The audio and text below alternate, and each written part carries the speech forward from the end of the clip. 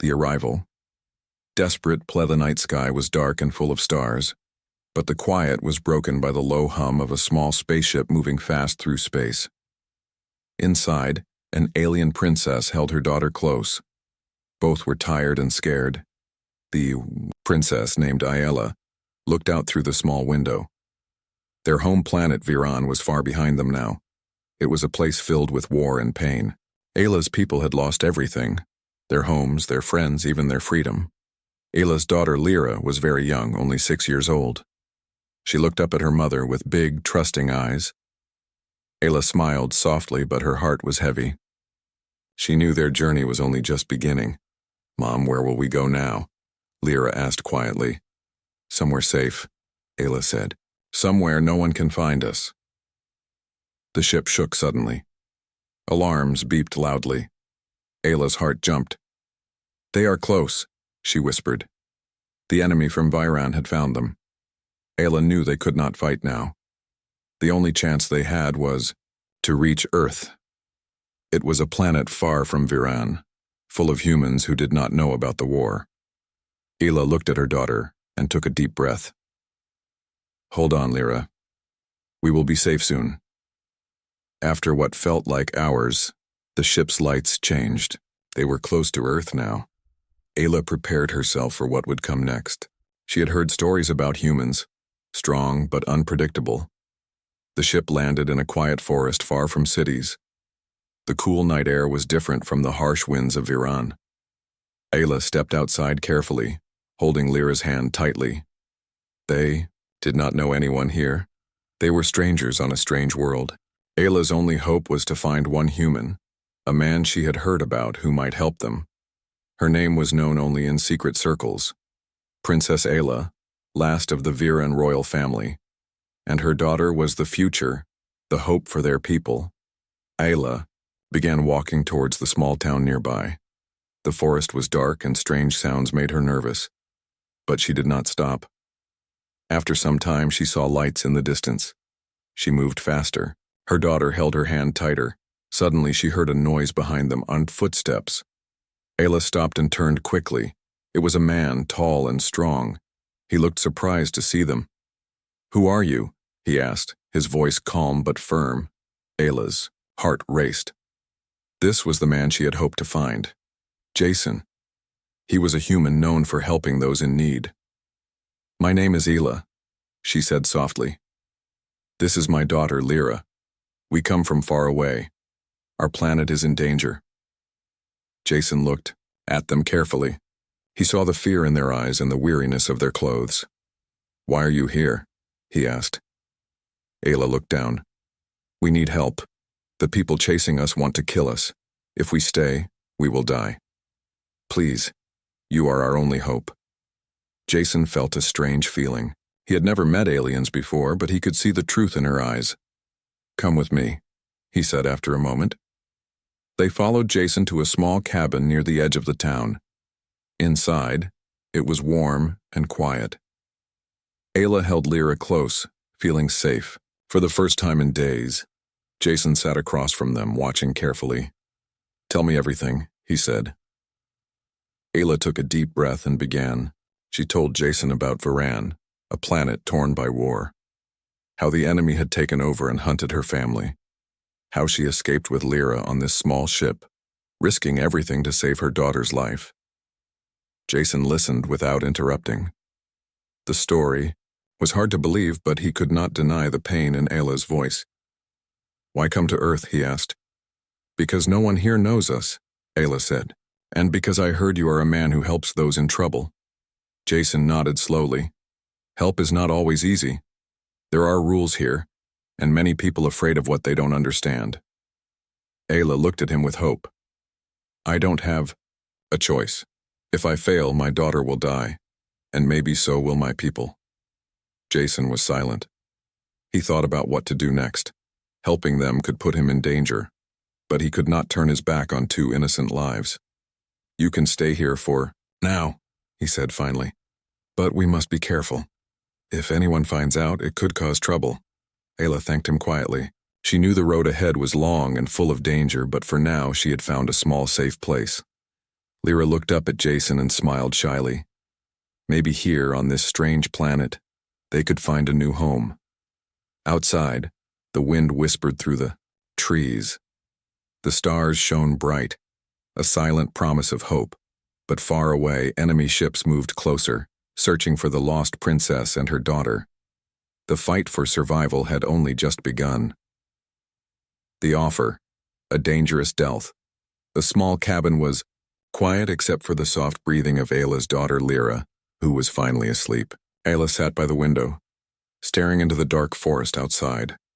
The cool night air brushed against the trees, but inside, her heart burned with worry. She knew that staying hidden was only temporary. The enemy was strong, and they had powerful ships that could find her anywhere. Every second they stayed on Earth, the risk grew. Jason sat at the table, watching her carefully. His face was serious, but there was something kind in his eyes. He was a human, strong, brave, and yet uncertain about the strange visitors he had just met. "Why did you really come here?" Jason asked quietly. "You said your planet is lost. Why choose me?" Ayla looked at him, her eyes tired but full of hope. "Because I have no one else. Your people have power, and maybe you have mercy." Jason shook his head. "Mercy is rare, especially for strangers." Ayla took a deep breath. She knew what she was about to say could change everything. "I am a princess," she began, "but that means nothing now. The enemy wants to kill me. My people are broken." She paused, searching Jason's face for any sign of understanding. "I want to survive," she continued, "and to protect my daughter."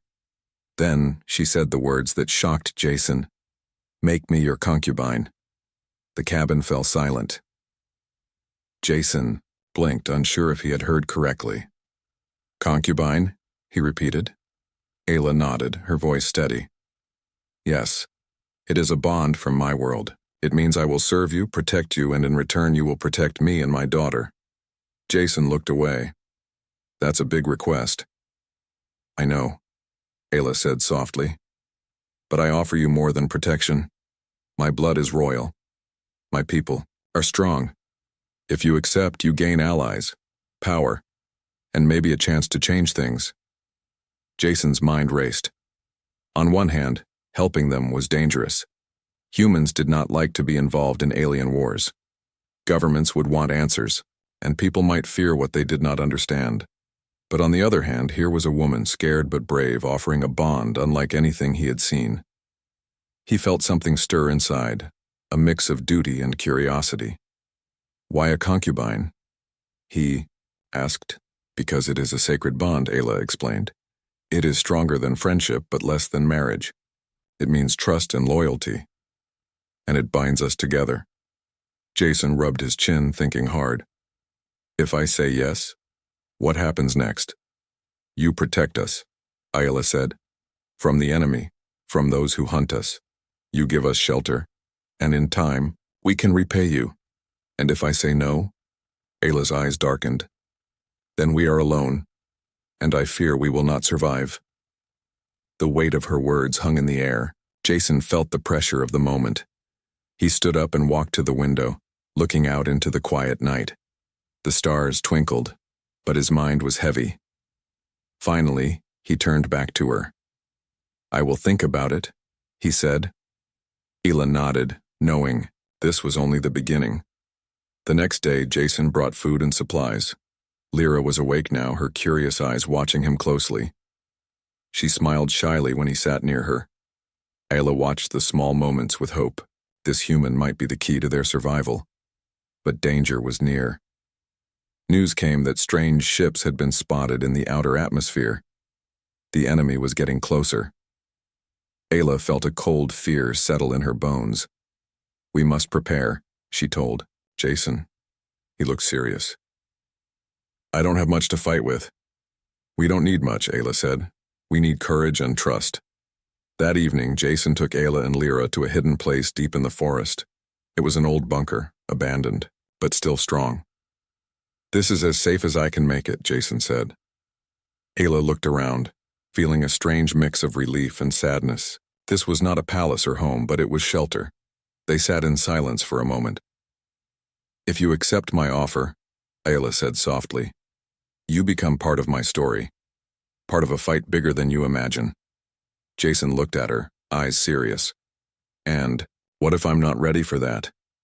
"Then you risk losing everything," Ayla said quietly. The night was full of questions and quiet fears. Ayla knew she must be patient. The bond she asked for was more than words. It was a promise of life or death. And somewhere far away, enemy ships moved closer, ready to strike. Would Jason accept the dangerous offer and become their protector? Or would the princess and her daughter be left alone to face the coming storm? The answer would change everything. The bond, a choice made, the forest was quiet. Too quiet. Jason stood outside the hidden bunker, eyes scanning the trees. Something didn't feel right. The wind carried strange smells. A heaviness sat in the air like a warning. But nothing moved. Inside the bunker, Ayla knelt beside her daughter, covering her with a soft blanket.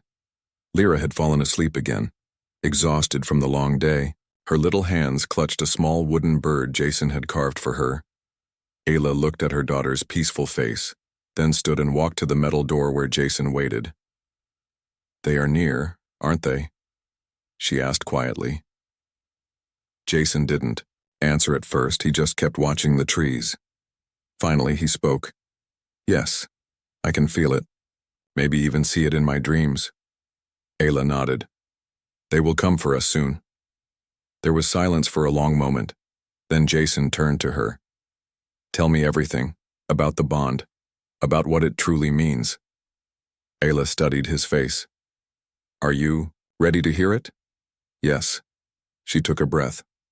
"On my world, when someone becomes a royal concubine, it is not just a title. It is a link, soul to soul. It means you accept me, not just my body, but my name, my past, my pain, and I accept yours." "And if I break it?" Jason asked. "You can't," she said. "Not after it is sealed. Not without great cost." Jason was silent. Then slowly he nodded. "And how is it sealed?" Ayla reached into her pouch and pulled out a small silver device shaped like a coin. "This," she said, holding it out. "You press your thumb to it and I do the same. It scans our blood. It records the bond in the ancient code. Once it lights up, it is done." Jason stared at it. It looked harmless, but it felt heavy, like it carried centuries of meaning. "What happens after?" he asked. "We are one," Ayla said simply, "in the eyes of my people and the old gods." Jason looked down at the device in her hand. He thought about everything. The fear in Ayla's eyes when they first met, the weight she carried, the small child sleeping inside, and the ships that would one day burn this forest just to find them. He thought about how, even though he hadn't asked for this, it had found him anyway. Maybe fate had brought her here. Finally, without another word, Jason reached out and pressed his thumb to the device. Ayla did the same. A soft blue light glowed from the center, then faded. It was done. Later that night, Jason sat by the fire inside the bunker, the small silver device now dark and cold in his pocket. Ayla sat across from him, her hands wrapped around a cup of warm broth. They didn't speak much. There was nothing more to say. The bond had been made. But as they sat in the quiet warmth, something changed between them. A stillness, a strange comfort, like two souls who had been strangers yesterday, but now shared something ancient and unbreakable. Jason didn't believe in fate. But this felt close. Far above the planet, in orbit, something moved. A black ship, silent and sharp like a blade, floated just beyond Earth's defenses.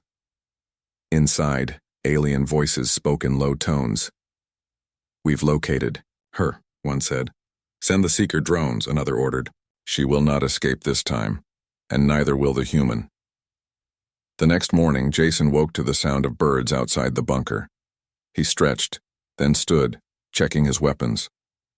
The bond hadn't changed how he lived, but it had changed why he lived. He wasn't just surviving now. He was protecting something. Someone. Inside, Lyra was already awake, playing with the wooden bird. She smiled at him. Ayla was cooking something over the small fire. When she looked at Jason, her eyes held something new, trust. "You slept well," she said. "Better than before," he replied. "The bond helps," she said. "It calms fear, connects our thoughts." "Can you read my mind?" Jason asked, half joking. "No," Ayla smiled softly. "But I can feel what you feel, sometimes." That made Jason pause. "Then you know I'm scared." "Yes," Ayla said. "But you are still here." He nodded. "What now?" he asked. Ayla stood, her voice steady. "Now we prepare, because they are coming." Hours later, Jason and Ayla worked together to fortify the bunker. They set traps, linked comm devices, and activated motion sensors. Jason taught Ayla how to fire a human rifle. She showed him how to activate a cloaking field with alien tech. They moved like a team, like something more. As night fell, the first warning came. A sudden flash in the sky, a burst of blue light. One of the drones had arrived. "They found us," Jason said, grabbing his rifle. Ayla didn't flinch. "Then we make our stand." The bond had turned strangers into partners. Now it would be tested by fire. The siege. Hunted by the stars, the night sky over the forest had turned violent. Flashes of blue and red tore across the clouds as alien drones swept low, searching.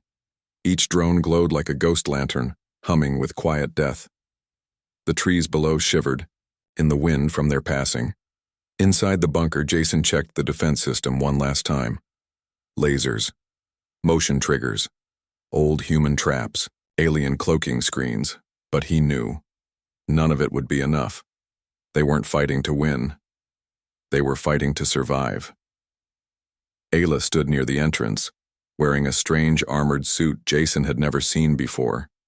It shimmered, thin like silk, but strong like steel. Her face was calm, but her fingers twitched. Her eyes scanned every shadow.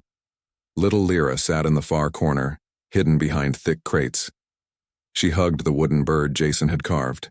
Her wide eyes showed no tears, but fear hung heavy around her. Jason crouched beside her. "Listen to me," he whispered. "You stay right here no matter what you hear. No matter what happens. Understand?" Lyra nodded, but her voice was small. "Will we be okay?" He looked into her eyes, then glanced at Ayla. "Yes," he said firmly. "We will." Outside, a drone beeped. They were here. The first explosion shook the bunker's outer wall. Dust rained from the ceiling. Metal groaned. "They found the perimeter mines," Jason said. Ayla pressed a glowing stone to her temple. Her voice changed, deeper, older, as she spoke in her native tongue, sending out a call. "What was that?" Jason asked. "A warning," she said. "To the stars, to the old guardians, they may not answer, but I had to try." Another explosion, closer this time. Screens blinked red. One drone broke through the outer shield, slicing through the air like a blade. It fired a beam of light that scorched a wall. Jason didn't wait. He fired back. The shot struck the drone's core. It sparked, twitched, and fell, one down. "Too many to go." "Fall back to the tunnel," he shouted. Ayla grabbed Lyra. Jason followed, firing at another drone that cut through the ceiling like paper. They rushed into the hidden escape tunnel. Behind the supply crates, it led deep into the mountain, cold and narrow, the only way out. As they moved through the tunnel, Jason heard a strange sound. A hum, but not from machines. A pulse. It came from his pocket. He pulled out the silver bonding coin. It was glowing. "What's happening?" he asked. Ayla's eyes widened. "The bond is reacting. It's trying to protect us." "How?" Suddenly the tunnel shimmered and then vanished. Jason gasped. They weren't in the tunnel anymore. They stood in a strange glowing forest. The trees looked like glass. The sky above them was purple. Stars blinked slowly, like they were watching. "What is this place?" he whispered. The veil, Ayla said. The bond can pull us here, but only once. It is a sacred place between worlds, a place where time moves slower. Jason looked around. How long can we stay? An hour, maybe less. But it gives us time to think, to plan. Lyra sat quietly on a glowing rock, staring at the sky. Are the bad machines still coming? Yes, Jason said. But we're not done yet. Inside the veil, time slowed. Jason and Ayla spoke in whispers. They won't stop until they take you, Jason said. Or kill you. They want my blood, Ayla said bitterly. The royal bloodline. And they want Lyra, to raise her as a weapon. Then we don't let them. Jason paced. We need to strike first, not run, hit them hard, scare them, make them believe we're stronger than we are. Ayla nodded. I know the command ship's frequency. If we can overload their core, we can force a retreat. That's a big risk, so is staying alive. Their plan was born in the veil. When the silver coin dimmed again, the forest around them began to fade. Time returned, and they were back, in the tunnel, just a few meters from the mountain's edge. Outside, the night roared with fire and metal, but now, they had a plan. Hours later, the alien warship hovered above the valley. Inside, the High Commander paced. His armor gleamed like ice. His face was hidden behind a silver mask. She is near, he hissed. I can feel her bond. Activate the seeker cannon. But before the order was carried out, something struck the ship's left wing. An explosion, loud and sharp. The warship jolted, alarms rang. Return fire, the commander shouted. But they didn't know where to fire. The forest below had vanished in mist. One by one, drones lost connection. Then, the warship's core began to glow, too bright. Someone was inside the system. We're in, Jason said, working fast on a stolen alien pad. The core's unstable, just need one more command. Ayla stood beside him, guarding the ridge. Hurry! Done. The warship's core overloaded. The sky flashed white. The ship didn't explode, but it screamed, a sound like metal and sorrow. It vanished in a flash, blinking out of orbit. Gone. Later, the forest was quiet again, but this time it felt different. Safe. Jason stood beside Ayla as the sun rose. We won't have much peace, she said. They'll come back. They always do. Let them, Jason said. Next time we'll be ready. Ayla looked at him. Not like a protector now, but something more. You're not just a man anymore, she whispered. You are part of the bond. Part of us. Lyra ran to them, laughing in the morning light. Jason picked her up. Family, not by blood, but by choice. The vow, her past, his future. The first time Jason saw her cry. She didn't shed a single tear. She just stood there, frozen, staring at the silver ruins of the ancient tree they had found hidden deep in the forest. The bark shimmered like moonlight etched with glowing marks. Marks only she could read. This was my mother's, Ayla whispered, her voice hollow. It was her place of vows. She knelt slowly, one hand on the roots. Jason said nothing. The silence didn't need to be filled. He could feel the grief rolling off her like heat from a dying fire. Ayla didn't weep. Not like humans did. Her kind grieved with silence. With memory, she traced a finger across the glowing bark. This is where she made the oath to never bow to the throne again, Ayla said quietly. This is where she promised to raise me free, and they hunted her for it. Jason crouched beside her. This is the real reason they're chasing you, isn't it? She nodded once. They don't just want me back, they want me broken, bent, returned to the line like a lost object. He looked at the glowing tree. But you're not an object. No, she said softly, looking at him. I'm a mother now, and that changes everything. They camped near the tree that night. Lyra slept wrapped in a thermal cloak, curled like a kitten beneath the roots. The old tree glowed faintly, as if protecting her. Ayla sat beside the fire, sharpening a blade made of bone and crystal. Jason watched her from across the flames. Finally, he spoke. You said your mother swore not to return to the throne. What about you? Ayla looked up. I swore nothing. I was never given the chance. So what now? He asked. Will you keep running forever? Her jaw clenched. I don't want the throne. I want freedom. I want to raise Lyra where no one decides her future for her. Then maybe you need to fight for that freedom, Jason said. Not just run. Ayla stared at the fire for a long time. Then she said, I want to show you something. They traveled east, through jagged cliffs past crystal rivers up into the old lands of her people. At first, Jason thought she was leading them into danger, but then they arrived. A cave opened into a sunken valley surrounded by sky-blue stone. And in the center, half buried in the earth, stood a broken monument. It was a statue of a woman holding a child. Her, arms outstretched, her face calm, Ayla stepped forward and pressed her palm against the base. A pulse of light shot upward, and the ground trembled. From the earth rose a vault, sealed with symbols. Jason tensed. What is this? My birthright, Ayla said, and my burden. The vault opened with a hiss of steam. Inside were old weapons, armor, scrolls, and a glowing crown made not of gold, but of pure memory, metal. Jason stepped back. You're really a princess? No, Ayla said. That word means nothing. Now I was born into a system that used that title to control people. But here, I claim only what can protect my daughter. She picked up the crown. It glowed in her hands. If I wear this, she said, the rest of my bloodline must acknowledge me. Even those hunting me. It forces a challenge, a trial by truth. What happens if they refuse?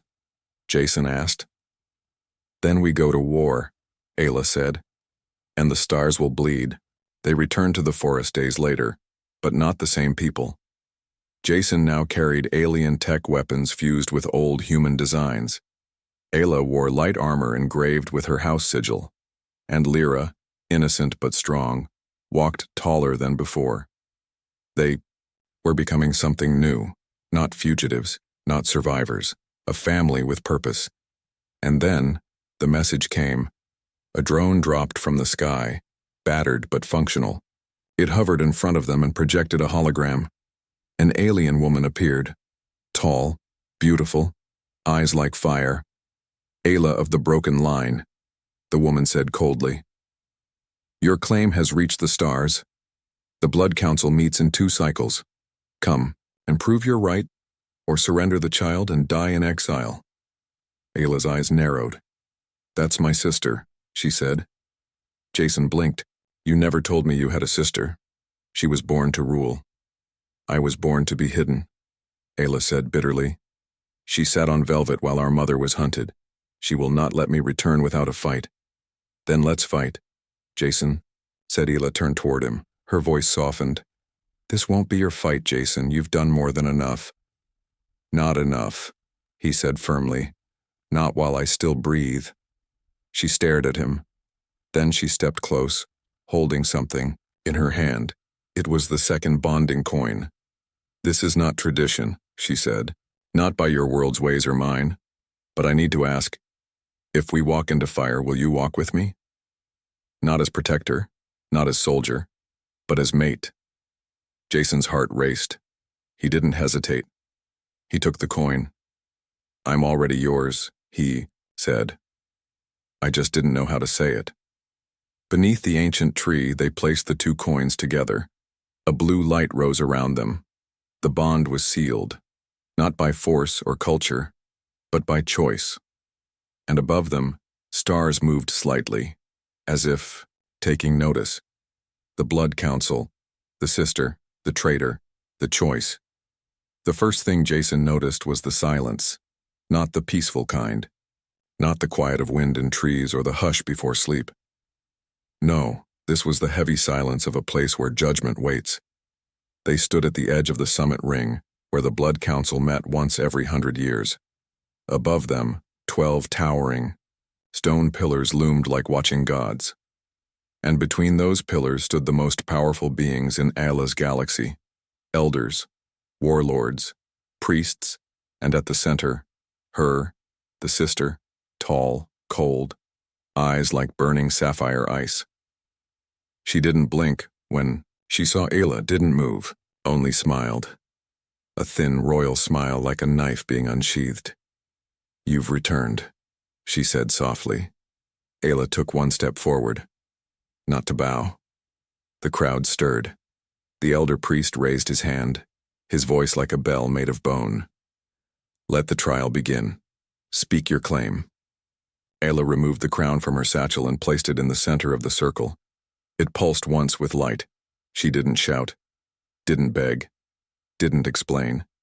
She just said, "I am of the lost line, child of the vow breaker, keeper of exile. I have not come to rule, only to stand free." The crowd whispered. Some faces turned away. Others leaned closer. The sister stepped down slowly from her pedestal. "You abandoned our people. You ran while the empire bled." Ayla's voice didn't waver. "I ran because you made my mother a criminal for protecting her child." The sister stopped only inches from her. "You speak of protection," she said. "Yet you bring a human to our sacred ground?" All eyes turned to Jason. He didn't flinch. "My name is Jason Reyes," he said calmly. "I saved your princess from a burning ship. I held her daughter in my arms and I walked beside her into hell. I'm not here to take anything. I'm here because I choose her." Gasps, low voices, outrage, some amusement, but not from the sister. She didn't even blink. Instead, she looked at Ayla and whispered, "You've made your choice," and then turned her back. They were led to a private chamber to await the council's vote. Stone walls, glowing moss for light. Thick silence. Jason stood near the arched window, staring out at the alien sky. Ayla sat on the bench, hands trembling, not with fear, but with something older: anger, grief, memory. "I was 5 when they took my mother," she said. "Dragged her from our home in chains. I watched from the shadows while they branded her as a traitor. My sister was there. She said nothing, just watched." Jason turned. "Why didn't you tell me?" "Because if I said it out loud," she whispered, "I'd have to admit that I still loved her, even after everything." Jason walked over and knelt in front of her. "You don't have to stop loving her even if she became the enemy. That's what makes you stronger." She looked into his eyes. "And if she tries to kill me? Then she'll have to go through me." When the council called them back, the chamber had changed. The floor now held glowing rings, challenge circles. Only the worthy could stand within one, and across from them. The sister stepped into the central ring. "I invoke blood right," she said. Shock rippled through the elders. A challenge of blood meant no politics, no debates, just a fight, to yield or to death. Ayla's face went pale. "She's serious," she whispered. "She wants this to end tonight." "Then fight her," Jason said. "No," Ayla said, stepping back. "If I strike her down, I become her. I prove them right that I'm just another claimant fueled by vengeance." Jason looked around the chamber, and then he stepped forward. "Then let me challenge in her name. Silence. Absolute." "You are not of the line," one elder said. "You cannot stand in the ring." "He can," Ayla said. "He carries my mark. He holds the bond." The sister laughed. "You'd send a human to fight your battle?" Ayla stepped forward, her voice cold and steady. "No. I send the one who saved my life, raised my child, and taught me to stop running." "You've made a mistake," the sister hissed. Ayla's voice sharpened. "So did you when you thought a heart was weaker than a throne." The duel began with ritual silence. Jason stepped into the ring. Across from him, the sister's champion appeared. 7 feet tall, armored in ceremonial black, wielding twin blades of light. Jason had nothing but a pulse saber and the survival instincts of 1,000 hard days. No armor, no training, just grit. The fight was brutal. Fast. The champion struck like lightning, forcing Jason to dodge, duck, roll. He bled early. a gash across his ribs. The council didn't even react. He got one hit in, then another. The crowd leaned in. He was slower, weaker, but he refused to fall. Until finally, the champion slammed him to the ground and raised the final. "Strike!" Ayla screamed. "No!" But Jason didn't look afraid. He just whispered, "I'm not done." He kicked upward with all his strength, knocking the champion back, grabbed his saber, and stopped. Blade pointed at the champion's throat. He looked up at the council and dropped the saber. "I could have killed him," he said, "but that's not why we came." The council was silent. Then the elder priest stood. Strength without cruelty, loyalty without bloodlust. He turned to the sister. "Your challenge is answered, and your right is void." The sister's face cracked for the first time, and Ayla stepped into the ring, lifting Jason in her arms. The council lit their staffs. "We see you now, Ayla of the Vow, not as a runaway, but as reborn." That night, Ayla sat beside Jason under a violet sky. "You could have died," she whispered. He winced, wrapping a cloth around his ribs. "I still might. Feels like something's broken." She laughed, then started to cry, real tears, alien and human, falling together. "Thank you," she said. He touched her cheek. "I didn't do it for the council. I did it because I love you." She kissed him. Long, deep, final, and in the sky above, a star flared. The throne or the flame, the final decision. The dawn light touched the ancient stones. The blood council had left. The elders were gone. The chamber was quiet. Only she remained. Ayla stood at the edge of the throne platform, eyes locked on the golden seat carved from star metal and bone. Her heart pounded. This was it. She had won. Or had she?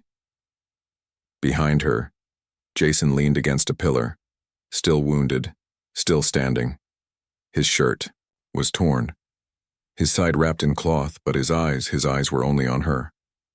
"It's yours," he said softly. "All of it." Ayla didn't speak. She looked at the throne, and then at her hands. "Do you know what they'll expect?" she finally whispered. "War, control, blood alliances, arranged unions, politics. They'll want a queen," Jason said. She turned. "But not a concubine, not a human mate, not a child born from love." The silence returned.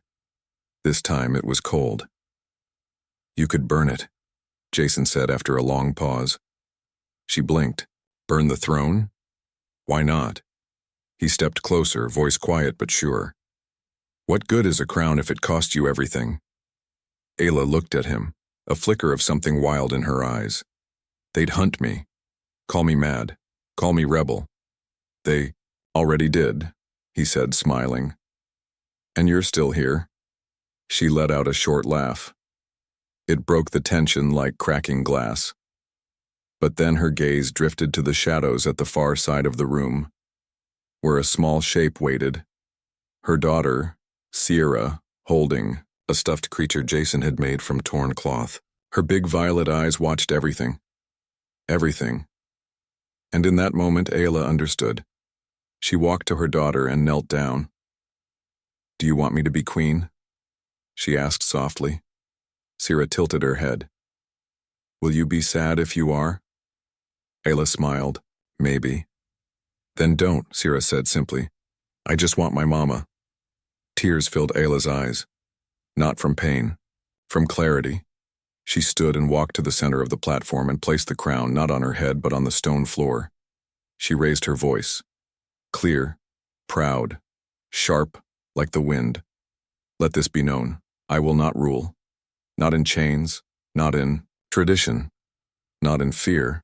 She turned to Jason. "I choose my family. I choose freedom. I choose flame." From her belt she pulled a flare stick, human tech. Jason had given it to her once to start campfires. She struck it.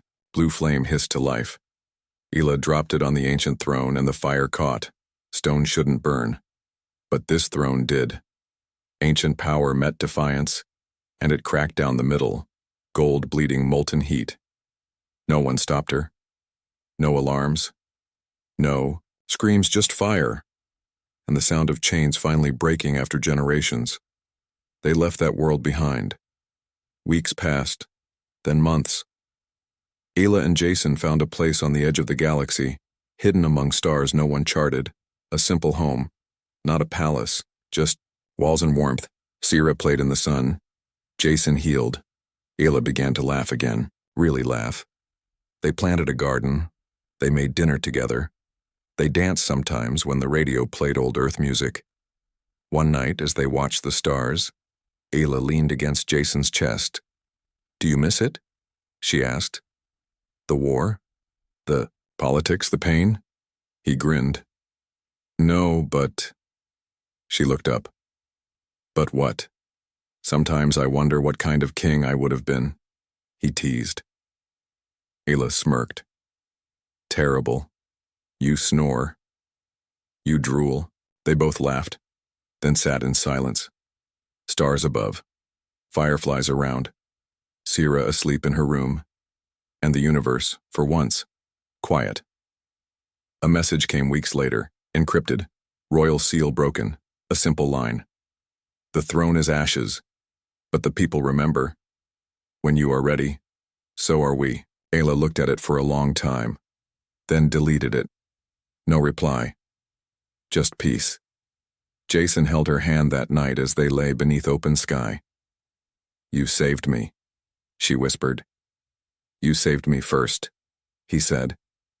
They kissed under the stars, not as queen and protector, not as warrior and soldier, but as two people who chose love over power, family over legacy, freedom over fear.